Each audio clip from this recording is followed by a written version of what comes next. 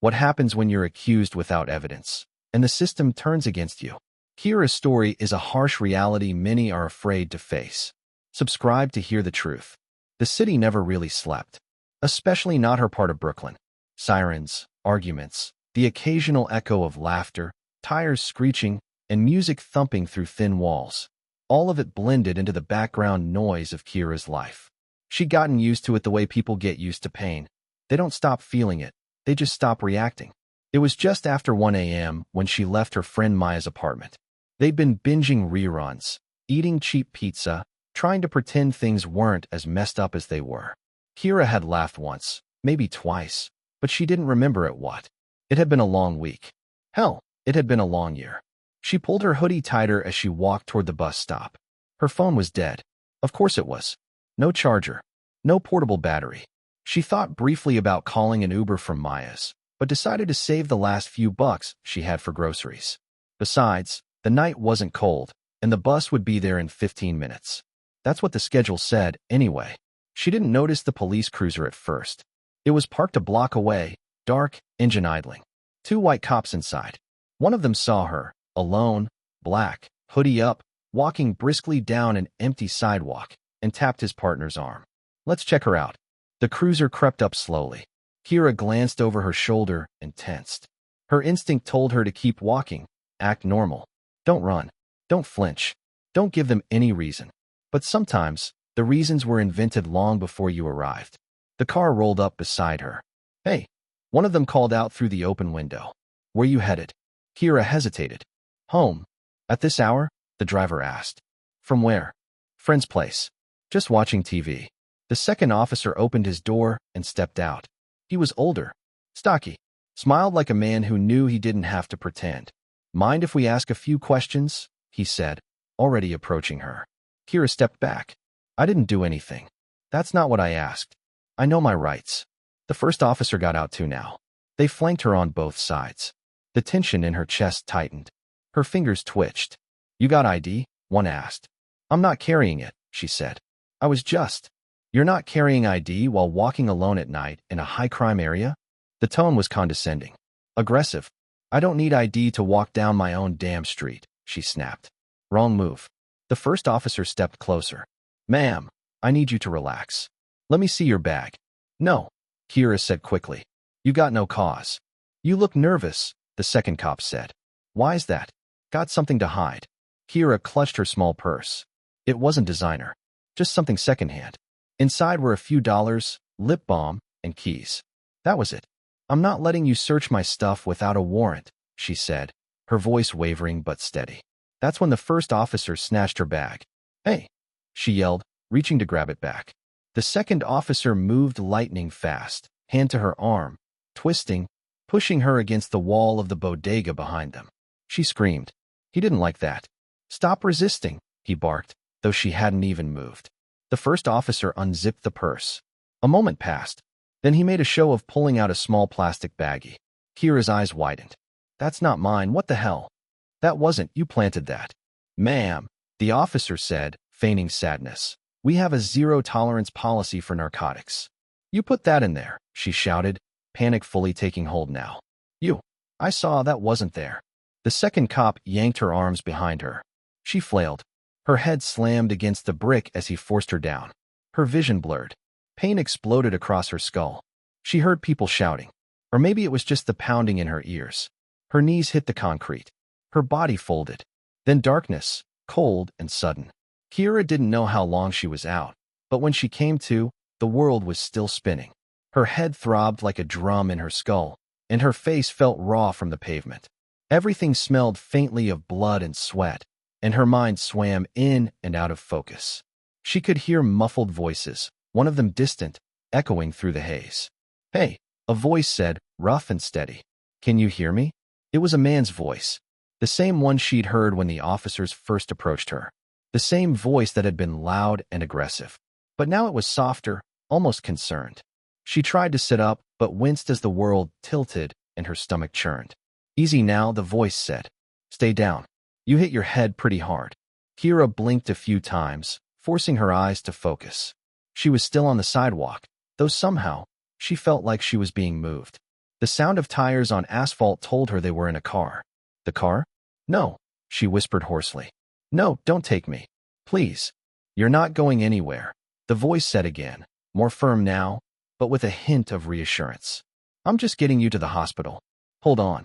She could barely comprehend what he was saying, let alone respond. Her head was swimming too much, and the pain was unbearable. But something in her gut told her that maybe, just maybe, this cop wasn't the same as the others. His voice didn't drip with the same venom. It wasn't filled with power or hate. This officer was trying to help her, at least it seemed that way. The car hummed steadily as they drove down the dark streets of the city. Kira's body felt limp, and her thoughts were foggy, but something inside her was still fighting, trying to make sense of it all. She'd been wrongfully accused, falsely arrested, and now this officer, Nate, she heard him mutter his name in a quiet moment, was driving her to the hospital. But why? Her mind jumped from thought to thought in the darkness. Was he trying to cover for them? Was this just another part of their game, to make her think he cared while they laughed in the background? But as the pain in her head worsened, all of her suspicions drained away. She just needed help. If he was taking her to the hospital, that was all that mattered. For now, Nate glanced over at her, his face tense but focused on the road ahead. You're going to be all right, he said softly. We'll get you checked out. You're safe now. I got you. Kira didn't answer. She couldn't. Her mind was far away from the words he was speaking. Her thoughts were still reeling from what had just happened, what they had done to her. How could this happen to her? Again? She had known the risks of living in a city like New York, especially in her neighborhood. She had seen it time and time again, how the system treated people who looked like her, how black bodies were handled like they didn't belong. But this felt like a personal attack, like she was nothing more than a statistic, a target, an inconvenience for them to dispose of. What the hell were they doing to me? She whispered, barely able to form the words. Nate's jaw clenched. He didn't answer right away, but Kira could see that he wasn't exactly comfortable with what had gone down. She didn't know him well, but she knew that much. He wasn't one of those types who would hurt someone for fun, or at least, that's what she hoped. You didn't deserve that, he said finally, his voice heavy with something like guilt or regret. He was trying to piece it together too. But don't worry about it now. We're almost there. They drove in silence after that. Kira closed her eyes, trying to find some calm in the chaotic pain swirling inside her mind. She couldn't tell if she was still in shock or if she had simply given up on understanding it all. Her body was so tired, and her head hurt so much that all she could do was drift in and out of semi-consciousness. It felt like hours before they finally pulled into the parking lot of the hospital. But when she saw the fluorescent lights flicker above the entrance, the dread hit her all over again. The hospital, the same place where, not long ago, she had watched her mother suffer without being able to do anything.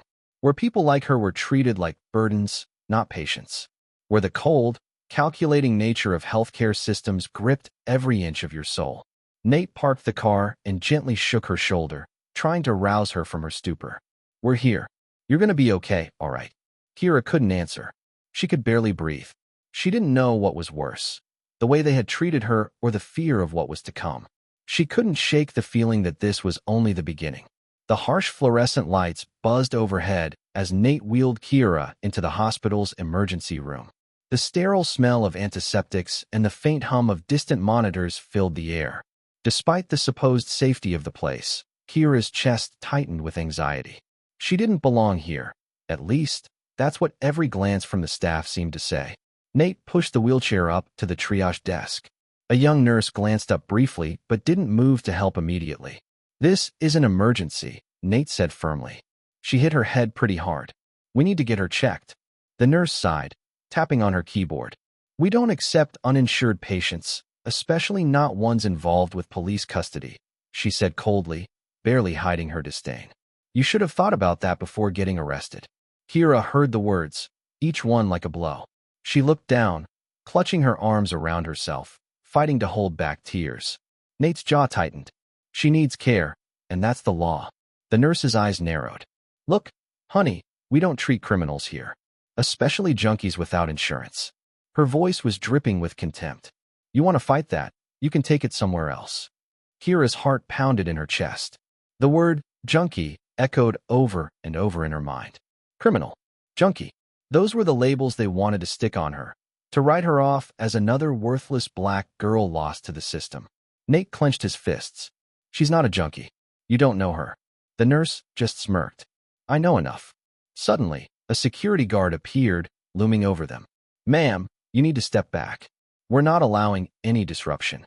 Kira's head swam again, and she slid down in the wheelchair, the world spinning faster. I'm sorry, Nate said, his voice low but firm. This is a medical emergency. The nurse rolled her eyes and turned away, her back rigid and unyielding. Kira felt trapped.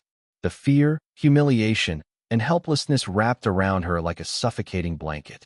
She remembered the cold stares from her childhood, the nights her mother cried alone because the healthcare system failed them.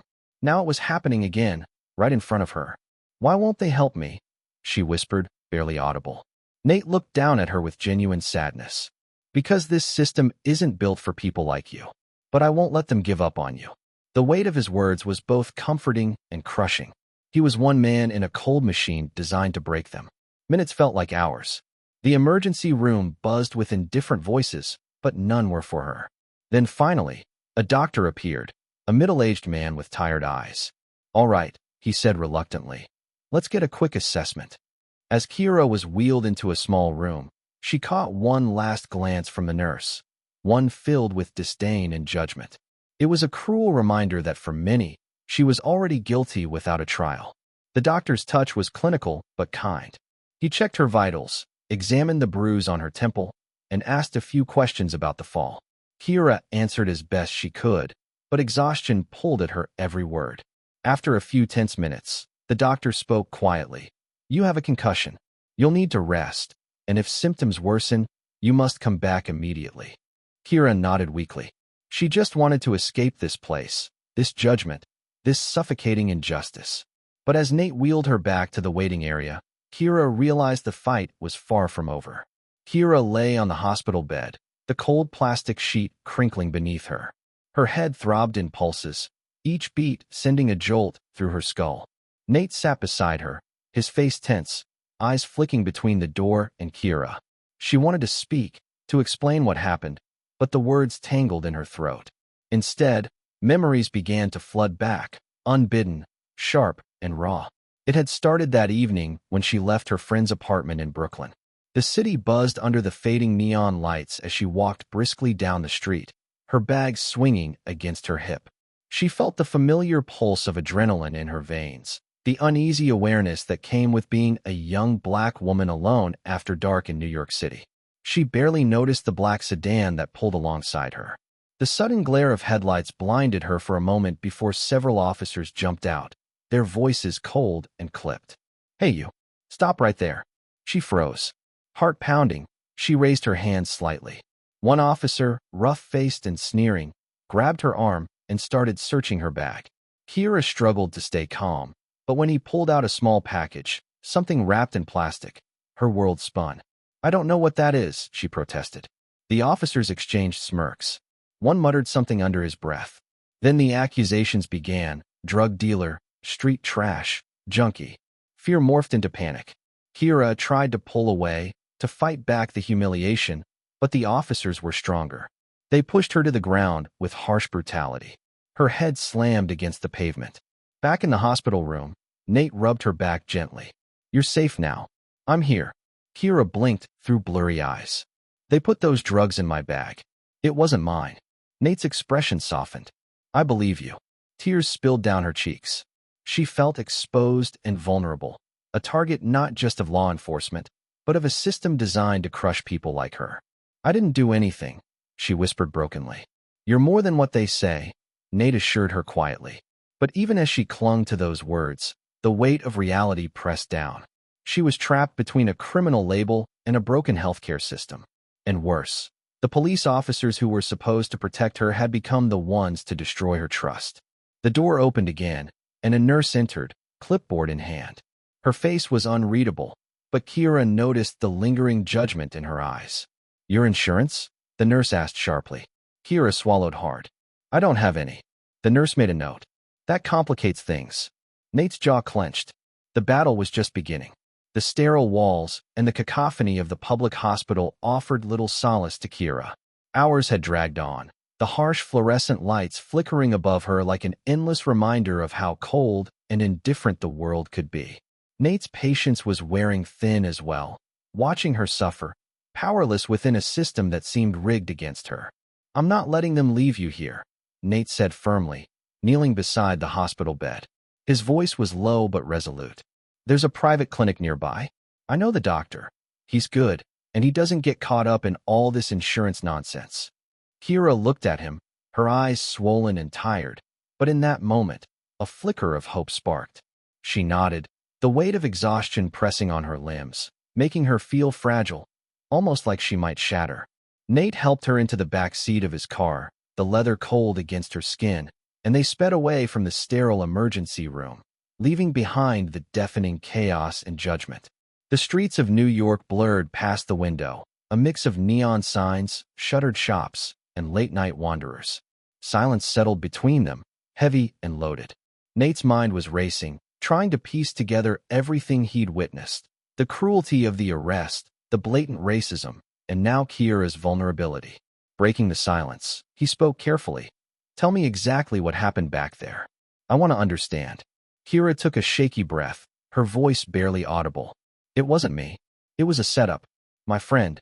She left her bag with me for a few minutes while she went inside a store. When I looked, there was this package in my bag. I swear, I didn't know anything about it."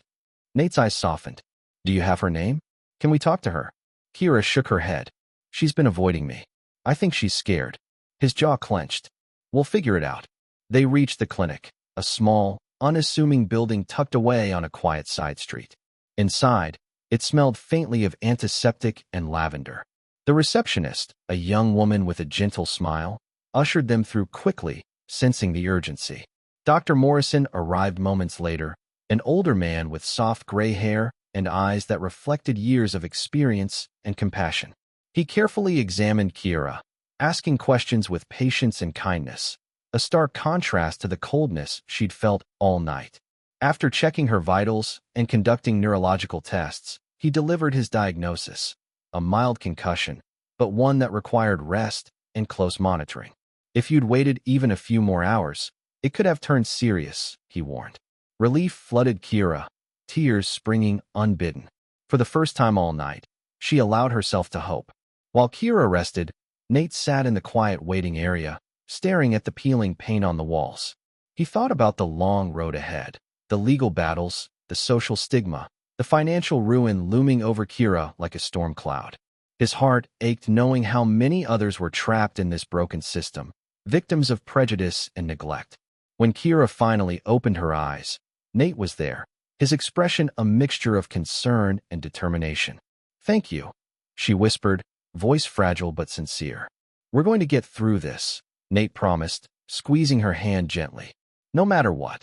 But even as hope flickered between them, the harsh reality remained. The fight for justice was just beginning. The next morning, the sunlight streamed through the small clinic window, casting a pale glow over Kira's tired face. She sat on the edge of the hospital bed, wrapped in a thin blanket, clutching a small paper cup with water. The events of the night felt surreal, like a nightmare she couldn't wake up from. Nate sat beside her, exhaustion etched into his features but determination still burning in his eyes. "We need to talk about what happens next," he said softly. Kira's hands trembled slightly as she nodded. "I know. The police, they're not just going to let this go. There's a report. I'm probably going to be charged." He sighed heavily. "Yeah. And the medical bills. This place, it's going to cost you nearly $9,000. Without insurance, you're on your own." The weight of the words crushed her. $9,000. An impossible sum for someone like her. Kira had no job, no safety net. Her dreams of finishing college and building a life seemed to slip further away. She looked away, ashamed and defeated. "I don't know how I'll pay for it." Nate reached out, resting a steady hand on her arm. "We'll figure something out. You're not alone in this." But Kira could barely hear the reassurance. Her mind was already racing. How would she face the judge? What about the drugs in her bag? The officer's accusations? The racism she'd endured? Returning to her small apartment felt like stepping into another world, one filled with fear, uncertainty, and pain. The peeling paint on the walls, the flickering light bulb in the kitchen, and the muffled sounds of the city outside all reminded her of how fragile her life was. Her phone buzzed. It was a text from her mother. "I'm not feeling well today. Can you come?" Kira's chest tightened. Her mother had been battling chronic illness for years, and every day was a struggle. She wasn't sure how much longer she could manage on her own. Nate, seeing her hesitation, offered quietly, "I can come with you." They arrived to find her mother pale and weak, sitting on the worn-out couch. Kira's heart ached at the sight. She helped her mother to the bed, doing her best to hide her own exhaustion. The harsh reality was sinking in. Kira wasn't just fighting for herself anymore. She was fighting for the woman who had sacrificed everything for her, who depended on her every day. Later that evening, Nate visited again, carrying bags of groceries and fresh supplies. He'd learned that simple acts of kindness could sometimes make the unbearable just a little easier. "Here," he said, placing the bags on the kitchen table. "I brought stuff to help out." Kira smiled weakly. "Thank you. I don't know what I'd do without you." He shrugged, embarrassed. Just doing what's right. But beneath his calm exterior, Nate felt the sting of helplessness. The system was broken, filled with prejudice and barriers that crushed people like Kira, young, black, vulnerable. That night, as Kira rested, Nate sat alone in her living room, scrolling through files on his laptop. He was determined to dig deeper, to uncover the truth behind her arrest and the planted drugs. He needed to know who had set her up, why, and how he could help bring justice. For the first time, he questioned everything he'd believed about his job, his role in law enforcement, and the system he served. The following days slipped by in a blur of anxiety and small, exhausting victories. Nate spent every free moment digging into the details of Kira's case. He talked to witnesses, revisited the arrest scene, and scoured police reports. Something didn't sit right with him. The evidence against Kira was thin, too thin, and suspiciously convenient. One afternoon, Nate sat across from an old colleague, Lisa, an attorney known for her unwavering fight against racial profiling and police misconduct. "She's been set up," Nate said, pushing the police report across the table. "The drugs weren't hers. I'm convinced someone planted them in her bag." Lisa's eyes narrowed as she scanned the documents. "We need to find the person who did this. Otherwise, Kira will be stuck in the system. And believe me, once you're in, it's hell to get out." Nate nodded. "Her so-called friend who left that bag with her? She's our lead. I've tried calling her, but she's not picking up." Lisa leaned back, crossing her arms. "She might be scared, or worse, involved. But we can subpoena her phone records, track her movements." Nate felt the weight of the responsibility settle heavier on his shoulders. "I don't know if Kira trusts me, though, after what she went through." "She has to," Lisa said bluntly. "If you're serious about helping her, you'll have to earn it." That night, Nate returned to Kira's apartment, feeling the growing tension between them. Kira sat quietly on the couch, her eyes distant, guarded. "I'm doing everything I can to help," Nate said, choosing his words carefully. "But I need you to be honest with me. Can I trust you?" Kira looked up, studying him for a long moment. "Trust isn't easy for me," she said quietly, "especially from a cop. But I want to believe you." Their fragile truce felt like a small victory, but the road ahead was daunting. Days later, Nate discovered a chilling truth. Kira's friend had a history of arrests, including drug-related offenses, and had recently disappeared from her usual haunts. The evidence suggested this person might have been trying to save herself by sacrificing Kira. Nate prepared to take the next step, confronting the friend and pushing the case towards court. Meanwhile, Kira's anxiety grew. She knew the judge wouldn't be kind, especially with the charges looming. Her nights were restless, her dreams haunted by flashing police lights and harsh voices. Every day felt like a battle for survival in a system designed to break her. The courtroom was tense and unforgiving, like a silent battlefield where Kira was both the soldier and the accused. The cold, sterile walls seemed to close in on her, and the harsh fluorescent lights above flickered faintly, casting sharp shadows on the faces around her. She gripped the wooden bench tightly, feeling the coarse grain dig into her palms. Her heart pounded in her chest like a war drum, each beat reminding her of the stakes, her freedom, her dignity, her future. Nate sat a few seats away, his jaw set tight, his eyes never leaving her. Though they weren't close, his quiet presence was a comfort, a reminder that not everyone saw her as a criminal. Lisa, her attorney, leaned in occasionally, whispering reassurances and tactical advice. Her calm and confidence gave Kira strength she didn't know she still had. The prosecutor rose first, a man with a sharp suit and an even sharper tongue. His voice echoed coldly through the courtroom as he laid out his case. "The evidence is clear," he said, clicking to display photos and videos on the screen behind him. Ms. Kira Johnson was found with illegal narcotics in her possession. This is not a simple misunderstanding or accident. This is criminal behavior, a danger to the safety of our community. Kira's stomach twisted in knots as the arrest video played. She watched herself on screen, frightened, confused, struggling as the officers restrained her. The slurs and insults from the officers echoed eerily, their cruel words barely censored. She remembered the fear, the pain when she hit her head on the pavement, and how no one cared. When it was finally Kira's turn, she stood slowly, her legs shaky but determined. She swallowed hard, took a deep breath, and faced the room with as much courage as she could muster. "I'm not the person they're making me out to be," she began, her voice trembling slightly but growing steadier. "I didn't have those drugs. Someone put them in my bag. I was scared, more scared than you can imagine. I didn't know who to trust or what to do. I just wanted to get home." Her words hung in the air. The judge's gaze was steady, measuring every syllable. The silence was broken when the prosecutor called Nurse Karen to the stand, the same nurse who had refused Kira treatment at the hospital, hiding her bias behind a veil of professionalism. Karen's face was tight, her eyes cold. She spoke with a clipped tone, describing Kira as uncooperative, dangerous, and nothing more than a drug addict playing the victim. But under the careful questioning of Lisa, cracks began to show. Karen's answers grew defensive, her irritation visible. "Is it standard procedure to refuse treatment based on insurance status?" Lisa asked pointedly. Karen hesitated, then responded, "We treat patients based on policy and safety. We cannot be responsible for those who do not comply or provide proper documentation." Lisa pressed on, exposing Karen's discriminatory attitudes. "Is it true you called Ms. Johnson a junkie and criminal during her visit?" Karen's face flushed.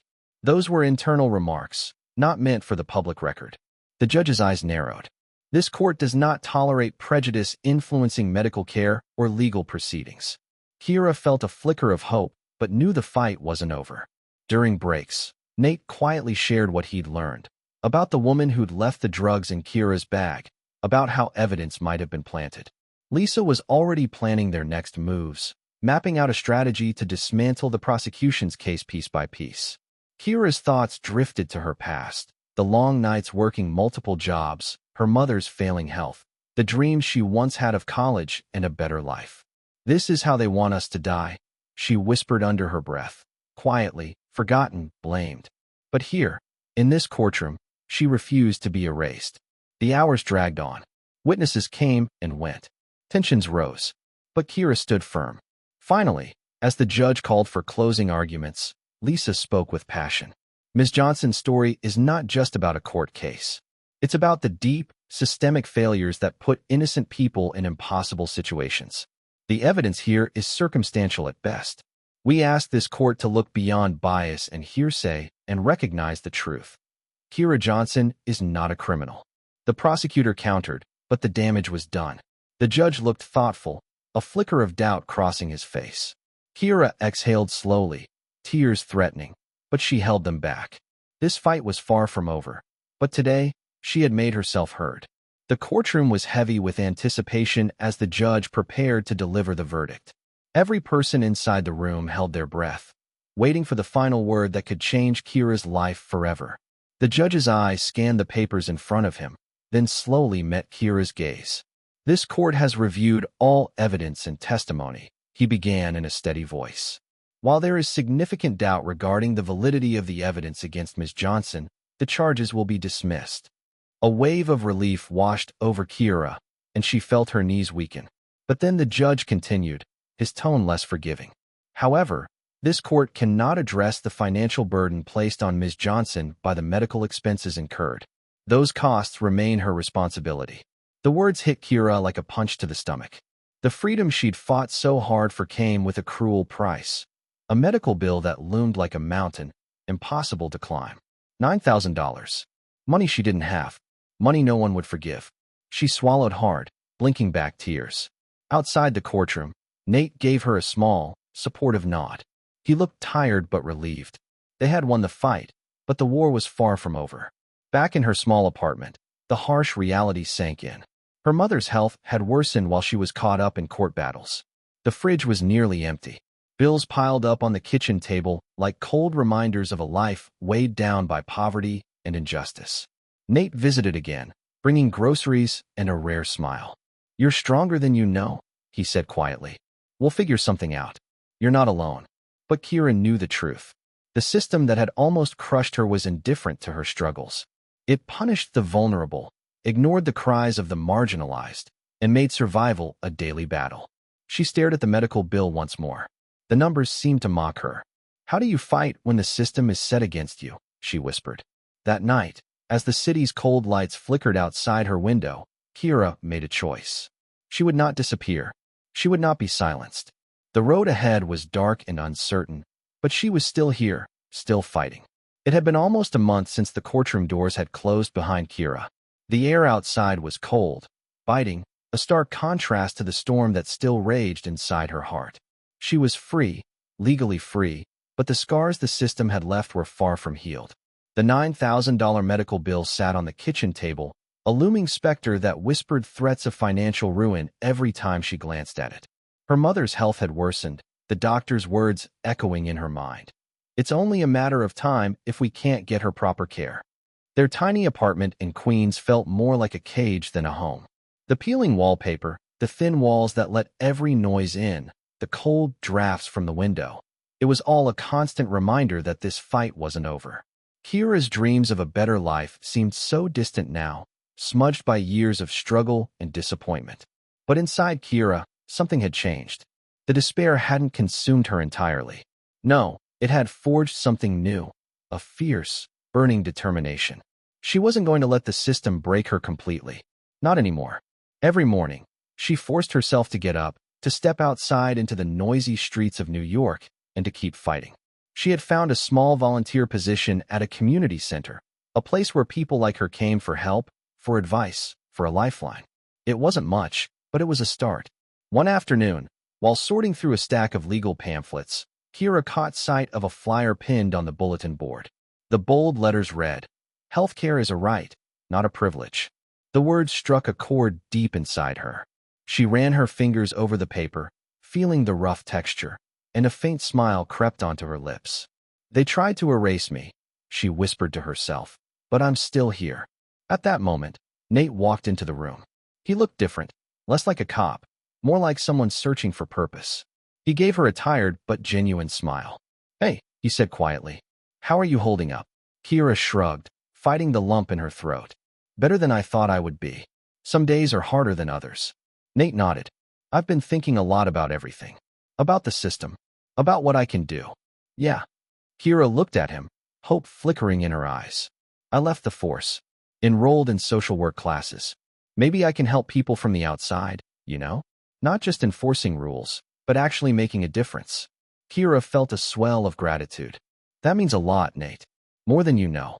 They talked for a while longer, about her dreams, about the unfairness they both had seen, about the tiny victories that kept them going.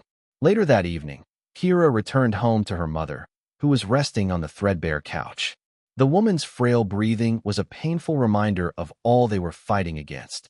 Kira sat beside her, gently brushing a stray lock of hair from her face. "Mama, I promise I'll find a way. We'll get through this." Her mother opened tired eyes and smiled weakly. "You're strong, baby. Stronger than I ever was." Days turned into weeks, and Kira's resolve only grew. She helped other women who had faced similar battles, sharing her story quietly but firmly, reminding them that they were not alone. One evening, at the community center, Kira stood before a small group of people gathered to discuss healthcare reform and racial injustice. Her voice was steady, filled with a quiet power. "They tried to break me," she said, "to silence me with their prejudice and their money. But here I stand, fighting not just for myself, but for every person who's been forgotten by this system." the room filled with nods and murmurs of agreement.